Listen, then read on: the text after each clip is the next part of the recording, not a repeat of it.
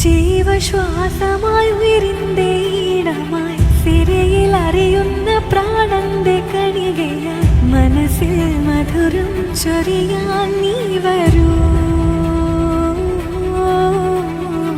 ഹൃദയം കുളിരായി തഴുകും തെന്നലായി